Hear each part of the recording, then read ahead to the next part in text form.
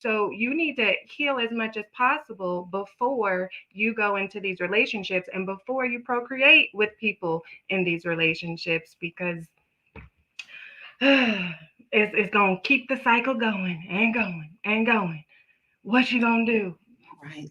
I think it feeds into a natural stereotype of Black communities where you think about that. And most people believe that Black men don't want to be a part of their children's lives. And then you have someone saying that actually the women are the ones who are causing this. So, Marlo, how do you think that we can address negative stereotypes in our community? I think a great way is through projecting what you want to see, right? Celebrating what you want to see. I'm a big proponent of I don't use social media to like kind of drag down the things that I hate, right? Like the things that I hate don't get too much play in my social media or just in my conversation in general. And so I think that's the first step is to push what it is that you care about, what it is that's great to you. I'll say right now, I know so many Black men who are involved in their children's lives, who know what's going on, who are key decision makers. Like that's really all that I know. I don't really know the other side, right? So I don't talk about quote unquote deadbeat dads too much. I don't know too many women who lack emotional maturity and are using children to play games because they're hurt or they're in a bad place or they're swimming in toxicity because it feels so good. Like I don't know them, but I do know that they exist.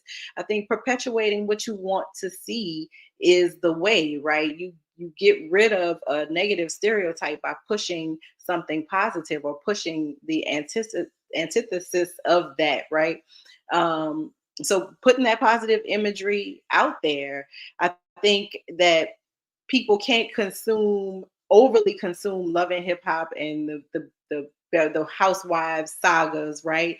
And then ignore um, documentary films or ignore films that are about family or independent films where people are telling their own stories of healing, right? You got to consume what you want and you got to go find it because it's out there. But I think that that's the biggest thing is seeking the positivity that you want and then sharing your own positivity, right? Sharing your own stories of your own family and how things were and who stepped up to do what. I know in my family, interfamily adoption was a big thing.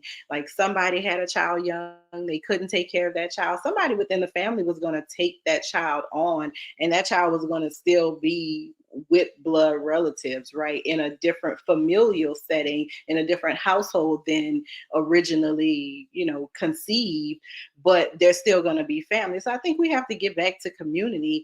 And like Lindsay said, you have to heal first, right? You can't be community and unhealed because all you're going to do is make community hot and a negative experience. So I think getting back to community and making sure that everybody is healing properly and passing on not trauma to the next generation, right? Passing on a healed, emotionally mature and evolved parent is the best thing for the child on both sides.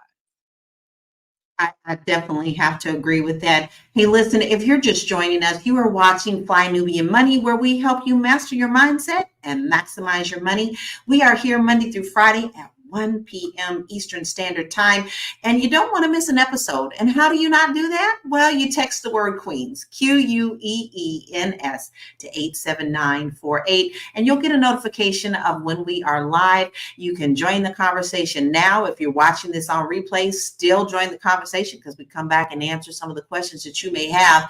And listen, if you want to get your money right and you don't know exactly what to do about that, you can get some free resources by simply going to our website, flynubianmoney.com. We have plenty of courses and resources for you to get your money right.